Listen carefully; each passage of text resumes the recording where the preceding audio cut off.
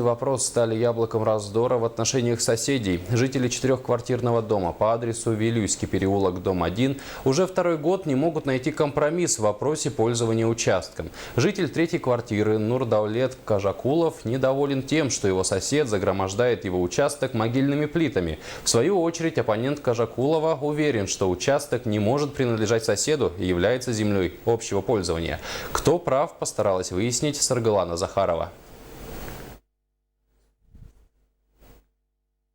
Споры соседей начались 2 года назад, когда у одной из квартир появился новый собственник. На месте небольшого магазина ритуальных услуг, который принадлежал бывшей хозяйке квартиры, он организовал предприятие, занимающееся производством и реализацией могильных плит. С тех пор Нурдаулет Кажакулов со своей супругой Людмилой Острельдиной живут среди кладбищенской атрибутики. Ну, здесь он сварочный цех, у него могильные пилится, шумит. Здесь у нас маленькие 2 внучка, играть ему некуда.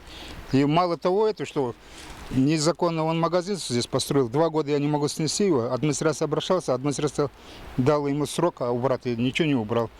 На суд сейчас подали, а он как будто издевается. Вот весь, вы видите, сзади у вас он столько. Где-то 50 или 60 памятников свой поставил. И без того мрачную атмосферу усугубили судебные разбирательства. Противостояние соседей началось с обращения нового жильца в суд с требованием освободить принадлежащий ему участок от гаража Людмилы Острельдиной. Именно тогда, по словам Кажакулова, они узнали, что каждый собственник оформил на себя по части территории. Она, оказывается, тихо приватизировала, получился, мой гараж в угол к нему ушел. Потом вот этот, когда купил, он меня начал говорить: ваше здесь ничего нету. И пришлось мне по земельным бегать и это приватизировал. Соседям вот эти остатки земли.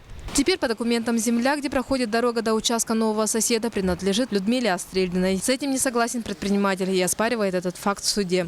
Но даже если земля находится в общем пользовании, как отмечает представитель жилнадзора, производить какие-либо действия на нем можно только с согласия всех жильцов. Требования квартиры 3 вполне обоснованны и законно.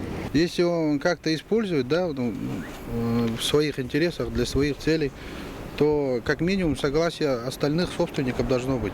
Заключая эту тему, можно отметить, что вопросы возникают каждому собственнику, каким образом были приватизированы земельные участки. Однако в любом случае владелец 4-й квартиры без согласия соседей не имел права загромождать общедолевую территорию. Саргалана Захарова, Евгений Лугинов, Иван Семенов, НВК Саха, Якутск.